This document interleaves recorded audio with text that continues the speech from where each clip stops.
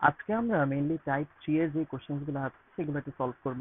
Type 3 এর কোশ্চেনগুলো mainly কেমন হয়ে থাকে দেখো, তোমাকে হয়তো একটা পাত্র দিয়ে দিবে এবং এই পাত্র এর সাথে আরেকটা পাত্র দিয়ে দিবে, জিজ্ঞেস করবে দুইটা পাত্রে থাকা কেমিক্যাল গুলাকে যদি আমি মিক্স করি এবং একটা পাত্রে নিয়ে আসি, তাহলে এই পাত্রটা মানে লাস্ট যে পাত্রটা পেলাম, এই পাত্রের যেই কেমিক্যালটা তৈরি হইল সেই মিশ্রণের প্রকৃতি কেমন হবে, মিশ্রণের প্রকৃতি কেমন হবে, প্রকৃতি কেমন হবে। মিশ্রণের প্রকৃতি বলতে মেইনলি কি বোঝো? মিশ্রণের প্রকৃতি বলতে বোঝা যায় যে দ্রবণটা আমাদের অ্যাসিডিক হবে নাকি বেসিক হবে, দুই ধরনের। ঠিক আছে, তাহলে আমরা প্রথম ক্ষেত্রে যে কেমিক্যালটা দেখেছিলাম এই পাত্রে, এটা হয়তো বা একটা অ্যাসিড হবে, এটা হয়তো বা একটা বেস হবে। তাহলে অ্যাসিড আর বেস দুইটা কেমিক্যাল একত্রে মিশাইলে তুমি এই পাত্রের মধ্যে দুইটার মিক্সচার পাচ্ছ। যদি এনিহাউ অ্যাসিড বেশি থাকে, অ্যাসিড বেশি পড়ে যায়, তাহলে এই দ্রবণটা তোমার অ্যাসিডিক হতে পারে। যদি ক্ষার বেশি পড়ে যায় তাহলে দ্রবণটা তোমার ক্ষার হয়ে যেতে পারে, ক্ষারীয় হতে পারে। তাহলে আমাদেরকে টাইপ 3 এর মধ্যে এই টাইপের প্রশ্নগুলাই সলভ করতে বলবে এবং আমরা এই টাইপের প্রশ্নগুলা সলভ করার ট্রাই করব। কিভাবে এই প্রশ্নগুলো সলভ করবা, তোমাকে একটা ট্রিক শিখিয়ে দিই। নাম্বার 1 ট্রিক, প্রথম ট্রিক হচ্ছে শুরুতে যেই পাত্রটা দিয়ে দিবে, প্রথম পাত্র, প্রথম পাত্রের জন্য তুমি ঘনমাত্রা বের করে ফেলবা। কি বের করবা ভাইয়া? ঘনমাত্রা। এই পাত্রের জন্য সেম কাজ করবা, ঘনমাত্রা নির্ণয় করবা। তাহলে দুটি পাত্রের ঘনমাত্রা নির্ণয় করা, এটা হচ্ছে আমাদের প্রথম কাজ। নির্ণয় করলা, দুইটার যখন ঘনমাত্রা নির্ণয় হয়ে যাবে তখন তুমি কেমিক্যাল রিয়াকশনটা করে বের করার ট্রাই করবা যে কোনটা বেশি পড়ে আছে, অ্যাসিড বেশি নাকি ক্ষার বেশি পড়ে আছে। তার মানে রিয়াকশন করব, সেই রিয়াকশনটাকে আমরা সমতা করব এবং আলটিমেটলি একটা ক্যালকুলেশন করে খুঁজে বের করব যে কোনটা বেশি পড়ছে, অ্যাসিড বেশি পড়ছে নাকি ক্ষার বেশি পড়ছে, এইটা। এবং যেটা বেশি পড়ছে সেটা জানতে পারলেই তো আমরা বলে ফেলতে পারতেছি যে মিশ্রণটা কেমন হবে, তাই না? তাহলে ক্যালকুলেশনের উপর ডিপেন্ড করবে যে মিশ্রণটা আমাদের অ্যাসিডিক হবে নাকি হচ্ছে বেসিক হবে। বুঝছেন? এইটাই। তাহলে চলেন আমরা কয়েকটা কোশ্চেন দেখি এখানে। প্রথম প্রশ্নটা দেখা যাক। দেখো, একটা প্রশ্ন সলভ করা যাক এখানে। বলছে কি, আমাদের কাছে একটা পাত্র আছে, পাত্রটা হচ্ছে এ এবং বি দ্রবণ। তাহলে কোনটা কি দ্রবণ খেয়াল করো। এটা হচ্ছে আমাদের প্রথম পাত্র, এটা হচ্ছে দ্বিতীয় পাত্র। প্রথম পাত্রের এই যে দ্রবণটা এবং দ্বিতীয় পাত্রে এই যে দ্রবণটা, দুইটাকে একত্রে মিক্স করা হয়েছে। দুইটাকে মিক্স করার পর আমরা এরকম একটা পাত্রের মধ্যে নিচ্ছি। তো সেই পাত্রের মধ্যে অ্যাসিড আর ক্ষার কোনটা এক্সট্রা ভাবে পড়ে আছে এটা জিজ্ঞেস করছে, বের করতে বলছে। বের করা যাবে? অফকোর্স যাবে। কিভাবে করবা? ট্রিকটা দেখো। তাহলে একটু আগে ভাইয়া তোমাদেরকে একটা নিয়ম শিখিয়ে দিচ্ছিলাম। কি নিয়ম? যে প্রথমে দুইটা পাত্রের ঘনমাত্রা নির্ণয় করব এবং ঘনমাত্রা নির্ণয় হয়ে গেলে সেখান থেকে আমরা রিয়াকশন, সমতা এবং ক্যালকুলেশন এই কাজটা করব। আচ্ছা, আরেকটু সামনে আগাও। ঘনমাত্রা না শুধু, ঘনমাত্রা বের করার পর তুমি এখানে মোল সংখ্যাটাও কাউন্ট করে ফেলবা, আরো ইজি হয়ে যাবে তোমার জন্য কাজটা। তাহলে দেখো কিভাবে করে। এই যে একটা টোটাল কেমিক্যাল দেওয়া আছে, রিয়াকশন দেওয়া আছে, এটা আমরা কিভাবে করব। প্রথমে এই হচ্ছে এ পাত্র, এ পাত্রে যা কিছু আছে সেইটার আগে মূল সংখ্যা বের করা যাক। তাহলে স্টেপ ওয়ান, স্টেপ ওয়ান, মোল সংখ্যা নির্ণয় প্রথম পাত্রের। তো দেখেন প্রথম পাত্রে H2SO4 এর ঘনমাত্রা কোনো ভ্যালু কি দেওয়া আছে? দেওয়া নেই। বাট এখানে একটা কথা বলছে 4.9%। এই 4.9% থেকে চাইলে আমরা ঘনমাত্রা বের করতে পারি। দেখো, যদি কখনো প্রশ্নের মধ্যে দেখো 4.9% দেওয়া, বুঝে নিবা ওইটা হচ্ছে ডাব্লিউ বাই ভি এর মান। কিসের মান? ডাব্লিউ বাই ভি এর মান। তুমি ওইটা ধরে ম্যাপ করবা। তাহলে দেখো, এখানে তাহলে বলাই যায় W by V equals to হচ্ছে 4.9%। এছাড়াও 4.9 ভাগ হচ্ছে 100, এটাও বলা যায়। তাহলে পার্সেন্টেজ মানে হচ্ছে 100 দিয়ে ভাগ, এটা বোঝাচ্ছে। তাহলে দেখো আমরা কি এখানে বলতে পারি ডাব্লু হচ্ছে 4.9 গ্রামের মতো কিছু, এবং বি হচ্ছে 100 মিলিলিটারের মতো কিছু। বুঝতে পারছো এতটুকু? এই হচ্ছে আমাদের প্রথম অংশটা। ঠিক আছে, তাহলে এইটা পারলাম। তাহলে আমরা চলো পরেরটা করি, পরের অংশটুকু করি। দ্বিতীয় অংশে করা লাগবে কি স্টেপ 2। যেহেতু তুমি বি পাইছো, এখান থেকে চাইলে কিন্তু এস বের করে ফেলতে পারো। আসো আমরা এসও বের করে ফেলি এখান থেকে। S equals to W by M B into হচ্ছে 1000। চলো মান বসাই। ডাব্লিউ এর মান কত? ডাব্লিউ এর মান হচ্ছে মাত্র যেটা দেখছো, হ্যাঁ এই যে 4.9। আমরা বসাবো কত? 4.9। গুণ করবা 1000 দিয়ে, ভাগ করবা কত দিয়ে? এম এর মান দিয়ে। আচ্ছা দেখো তো কেমিক্যালটা কিসের?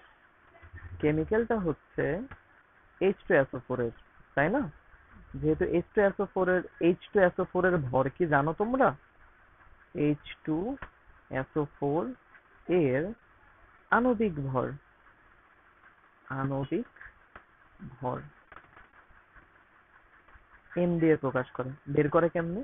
হাইড্রোজেনের ভর হচ্ছে, হাইড্রোজেনের ভর হচ্ছে 1 করে, আছে 2টা, সালফার আছে 32 গ্রাম, আর অক্সিজেন আছে 16 গ্রাম করে। কয়টা? 4টা। তাহলে ওভারঅল পাবা 98 গ্রাম এরকম। ঠিক আছে, তাহলে এই সব পাইলাম। আচ্ছা এই মানটা বের করো তো ভাই। এটা 98 ইন্টু বি এর মান 100 বসাইলাম। বলেন তো কত আসবে? ক্যালকুলেটরে বসাও। ক্যালকুলেটরে বসাইলে এটার মান আসতেছে 4.9 ভাগ হচ্ছে 98 আর গুণ হচ্ছে, এটার মান আসে হচ্ছে 0.5 মোলার। তাহলে ঘনমাত্রা পাইছো। পরের কোশ্চেনে দেখো তো, এইখানে দ্বিতীয়টার মধ্যে বলছে ডেসিমোলার। এর মানে কি? এর মানে হচ্ছে আমাদের যে বি পাত্রটা আছে, বি পাত্রটার, বি পাত্রের দ্রবণের, দ্রবণের ঘনমাত্রা হচ্ছে হচ্ছে 0.1 মোলার। এটা কিভাবে পাইছি ভাইয়া? এটা হচ্ছে কি, দেখো যদি তোমাকে কখনো বলা হয় যে এই যে এখানে দেখো যে 1 মোলার, এটা দিয়ে বোঝায় মোলার দ্রবণ। যদি কখনো বলা হয় যে অর্ধেক মোলার, এটা দিয়ে বোঝাচ্ছে সেমি মোলার দ্রবণ। ঠিক আছে, এটা সেমি মোলার। এমনই ভাবে যদি থাকে 0.1 মোলার, তাহলে বলবা ডেসিমোলার দ্রবণ, ডেসিমোলার দ্রবণ। এবং 0.01 থাকলে এটা হচ্ছে আমাদের সেন্টিমোলার দ্রবণ। মেনলি ম্যাথ গুলো এগুলো দিয়ে করবে, বুঝছো? এগুলা দিয়ে আসে। আচ্ছা সেন্টিমিটার লিখছে, সেন্টি কি হবে? সেন্টি মোলার দ্রবণ হবে, সেন্টি মোলার দ্রবণ হবে। ফাইন। তাহলে এই হচ্ছে আমাদের যত কিছু ছিল সেগুলা। শোনো, তাহলে আমরা এখন এই ম্যাথটার মধ্যে প্রথম স্টেপে কি করছি? ঘনমাত্রা বের করছি। পরের স্টেপে, সেকেন্ড স্টেপে কি করব? পরেরটার ঘনমাত্রা বের করব। কি দেওয়া? ডেসিমোলার দেওয়া, তাই না? তাহলে ঘনমাত্রা হবে 0.1 মোলার। পাইছো না? স্টেপ 3, মোল সংখ্যা নির্ণয়। এ পাত্রের মোল সংখ্যা নির্ণয়। এ পাত্রের মোল সংখ্যা নির্ণয়, মোল সংখ্যা নির্ণয় করব। মোল সংখ্যা নির্ণয় করার খুবই ইউজফুল একটা ইজি সূত্র আছে। সূত্রটা কি? সূত্রটা হচ্ছে S equals to, সরি এটা না, সূত্রটা হচ্ছে N equals to SB। এইটা ইউজ করবে, এটা ইজিলি মিলবে। তাইলে n equals to SB. n হচ্ছে মোল সংখ্যা বোঝাচ্ছে। এস এর মান কত দেখো তো।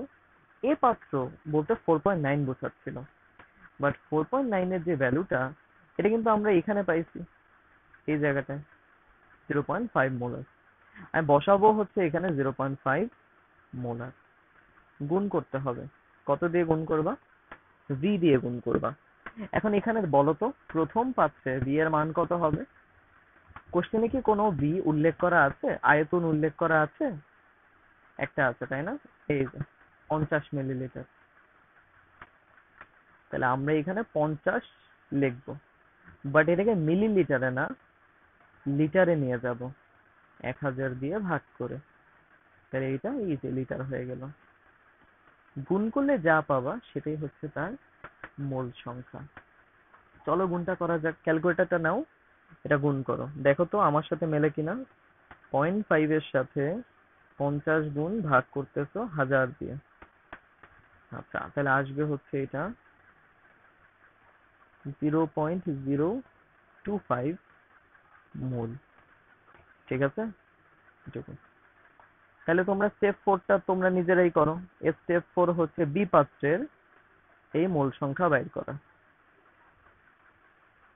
বি পাত্রের মোল সংখ্যা নির্ণয়।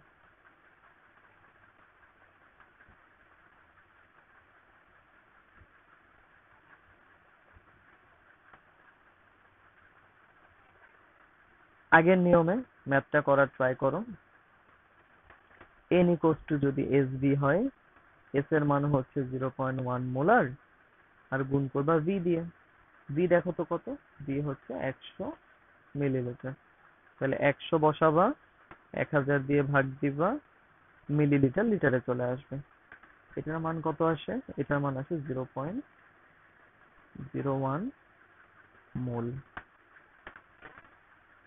আচ্ছা,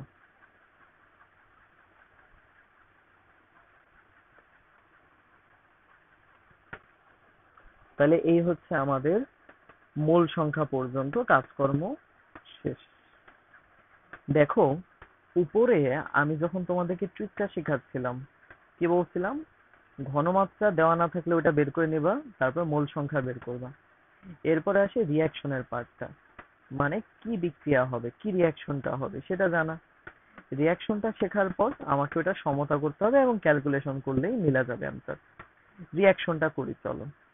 এখানে বিক্রিয়াটা কিসের ভাইয়া? দেখো H2SO4 এর সাথে, তাই না, H2SO4 এর সাথে NaOH এর বিক্রিয়া। আমরা পরের পেজে চলো H2SO4 এর সাথে NaOH এর এই বিক্রিয়াটা করি।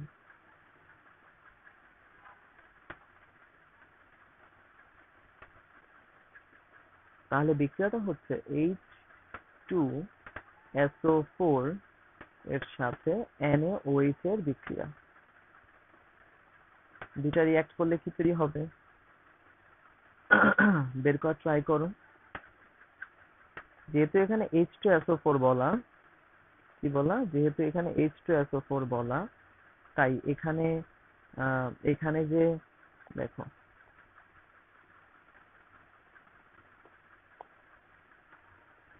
এখানে যে H প্লাস আছে, কোনো সন্দেহ নাই তো না? সালফেটের জন্য SO4 2 মাইনাস আছে, কোনো সন্দেহ নাই। সোডিয়ামের জন্য Na প্লাস আছে এবং OH এর জন্য OH মাইনাস হয়। এগুলো তো জানি তাই না? এগুলো আমাকে জানতে হবে বিক্রিয়াটা সমতা করার আগে। তো এইটুকু তোমরা জানা নিলা। তাহলে দেখো বিক্রিয়াটা করলে কি তৈরি হবে। বিক্রিয়াটা করলে তৈরি হবে Na2SO4 যোগ হচ্ছে H2O, এরকম। আচ্ছা, দুই সাইডে, এখানে সোডিয়াম একটা, এখানে দুইটা, মিললো না তো, কিছু দিয়ে গুণ করতে হবে তাই না? কত দিবা? তাহলে ওর আগে তুমি একটা 2 দিয়ে দিবা, বুঝছো? তাহলে এখানে 2 দিলে আবার ব্যালেন্স করার জন্য এখানে একটা 2 দিতে হবে। তো বিক্রিয়াটা ব্যালেন্স হয়ে গেল নাকি? বিক্রিয়াটা ব্যালেন্স হয়ে গেল। এ হচ্ছে আমাদের রিয়াকশনের পার্টটুকু। এইটুকু করে নিতে হবে, হ্যাঁ, এইটুকু আগে করে নিবা। আসলো।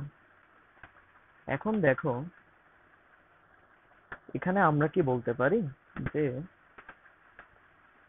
এই কেমিক্যাল কতটুকু ছিল, H2SO4, তার মানে এই কেমিক্যাল ছিল 1 মোল, 1 মোল বিক্রিয়া করে 2 মোল NaOH এর সাথে। তাহলে এই লাইনটা আমরা লিখব 1 মোল H2SO4 বিক্রিয়া করে 2 মোল NaOH এর সাথে। লাইনটা লেখা যায় না? লেখা যায়। তাহলে 1 মোল H2SO4 বিক্রিয়া করে 2 মোল NaOH এর সাথে। সুন্দর কথা। আবার উল্টাটাও কিন্তু লিখতে পারতে চাইলে, যে 2 মোল NaOH বিক্রিয়া করে 1 মোল H2SO4 এর সাথে। লেখা যায়, তাই না ভাইয়া? হ্যাঁ। আচ্ছা, এখান থেকে একটা টুইস্ট আছে, একটা কাহিনী আছে। সেটা কি, এখানে যেই প্রশ্নটা দিচ্ছে সেখানে খেয়াল করো, আমার মোল সংখ্যা নিয়ে কিছু একটা করতে বলতেছে। আমরা উপরে ম্যাথ করার পর কিছু মোল সংখ্যা পেয়েছিলাম। কি কি মোল সংখ্যা পেয়েছিলাম? একটা পাইছিল 0.025, আরেকটা পাইছিল 0.01। দুইটা মোল সংখ্যার মধ্যে ছোট কোনটা? এইটা আর এইটা, এই দুইটা ভ্যালুর মধ্যে ছোট কোনটা? নিচেরটা হচ্ছে, এইটা হচ্ছে ছোট ভ্যালু। তাই ট্রাই করবা, এই ছোট ভ্যালু যেহেতু বি পাত্রের, আর বি পাত্র মেইনলি NaOH কে মিন করে, তার মানে NaOH টাকে সবসময় বামে রাখার ট্রাই করবা। NaOH টাকে কি করবা? বামে রাখবা। আশা করি। তার মানে আমাদের NaOH এর পার্ট কোনটা? এই যে NaOH এর পার্ট হচ্ছে এইটা। তার মানে এই রিঅ্যাকশনটা আমাকে NaOH এর পার্টটাকে মিন করাইছে। বামে আছে NaOH, তাই না? এই যে বামে, আর ডানে H2SO4। আমরা ম্যাথ করব এই সমীকরণটা দিয়ে। ঠিক আছে, চলো করি। তাহলে 2 মোল NaOH বিক্রিয়া করে 1 মোল H2SO4 এর সাথে, এবং কোশ্চেনে দেখো তো কি বলছিল, NaOH আছে 0.01 মোল, তাই না? নাকি NaOH আছে 0.01 মোল, আমরা এখানে লিখবো ওইটাই। তাইলে 0.01 মোল NaOH বিক্রিয়া করে, কি করে? বিক্রিয়া করে। তাইলে লেখো বিক্রিয়া করে, এটাও সেম কথা, বিক্রিয়া করে কত মোলের সাথে, এটা বের করতে হবে, তাই না? এইটাকে ডাইরেক্ট না লেখা তুমি এক লাইন উপরে আরেকটু বেশি লিখবা। কোন অংশটা বাড়াবা? দেখো দেখা দিই।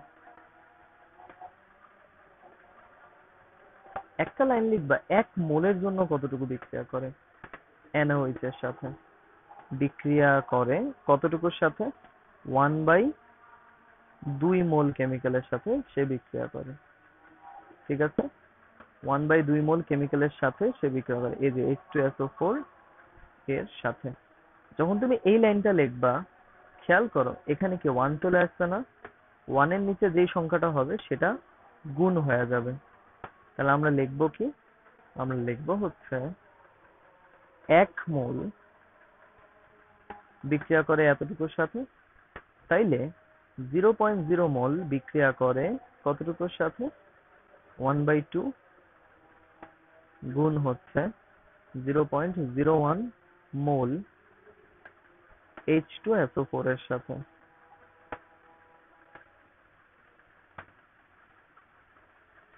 পাইছেন? গুণটুন করেন তো কত আসবে?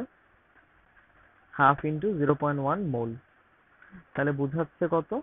1/2 × 0.1 গুণ করলে দাঁড়াবে 0.005 এত মোল কি H2SO4 এর সাথে, তাই না ভাইয়া? এইটুকু পাইলাম। দেখো এইটুকুতে কারো কোনো সমস্যা হচ্ছে কিনা,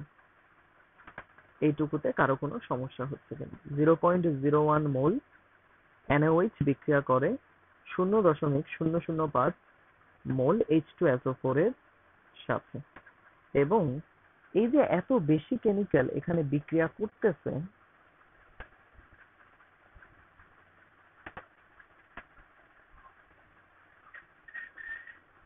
এখানে এতটুকু কেমিক্যাল ইউজ হয়ে গেছে এতটুকুর সাথে বিক্রিয়া কইরা, এতটুকু NaOH ইউজ হয়ে গেছে এতটুকু এতমোল বিক্রিয়া কইরা। তাহলে কি আমার সোডিয়াম হাইড্রোক্সাইড একদম শেষ হয়ে গেছে না, বলা যায় না? ইয়েস। তাহলে সুতরাং NaOH তাড়াতাড়ি শেষ হয়ে যাবে, এটাও তো বলা যায়, তাড়াতাড়ি শেষ হয়ে যাবে, শেষ হয়ে যাবে। পড়ে থাকবে কোন পার্টটা? তাড়াতাড়ি যেটা শেষ হবে অন্য কেমিক্যালটা পড়ে থাকবে, সুতরাং H2SO4 পড়ে থাকার কথা। দেখি তো কতটুকু পড়ে আছে। H2SO4 অবশিষ্ট থাকে কতটুকু? একদম শুরুতে, ম্যাথের শুরুতে চলে যাও। তুমি স্টেপ 3 তে গিয়ে বের করছিলা যে কত 0.025 মোলের মতো H2SO4 আছে, তাই না ভাইয়া? তাহলে এইখানে আমাদের H2SO4 আগে ছিল 0.025 মোল, বাট এখন মাত্র ইউজ হলো কতটুকু? এই যে 0.005 মোল ইউজ হয়েছে।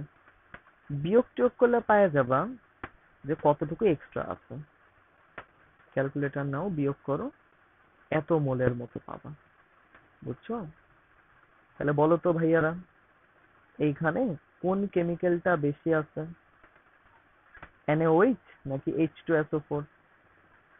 দেখা যাচ্ছে NaOH আগে আগেই শেষ হয়ে গেছে, আর H2SO4 এক্সট্রা ভাবে কিছু অবশিষ্ট পড়ে আছে, আর যার মান হচ্ছে এত।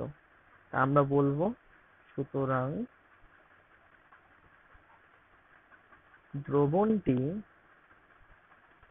দ্রবণটিতে H2SO4 বেশি আছে, H2SO4 অবশিষ্ট আছে, এবং যেটা অবশিষ্ট থাকবে তার জন্য দ্রবণটার প্রকৃতি পাওয়া যাবে।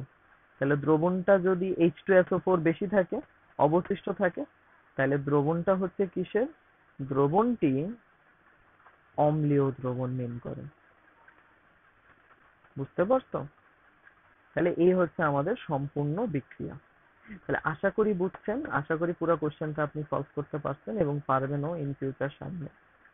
ঠিক আছে, তাহলে তো চল শোনো তাইলে কি কি করছো এখানে। এটা হচ্ছে আমাদের স্টেপ 5, এবং স্টেপ 5 করার পর এখানে আমরা কিছু ক্যালকুলেশন করছি স্টেপ 6, এবং ক্যালকুলেশন করার পর কে বেশি পড়ে থাকবে কে কম পড়ে থাকবে সেটা আমরা বের করছি স্টেপ 7। এই কয়টা কাজ করলে যে অ্যান্সারটা পাবা সেটাই হচ্ছে তোমার এই প্রশ্নের উত্তর। পরীক্ষায় খুব বেশি আসে তাই হচ্ছে এটা শিখে নিলাম। এটা আসছে হচ্ছে ঘ মার্কের জন্য, এবং প্রশ্নটা হচ্ছে রাজশাহী বোর্ডের একটা প্রশ্ন ছিল, রাজশাহী 2023। ঠিক আছে, পরের যতগুলো ম্যাথ আছে সেগুলো নিজেরা একটু ট্রাই করো, যদি কোনোটা না হয় আমাকে বইলো, আমি দেখাই দেবো। আল্লাহ হাফেজ।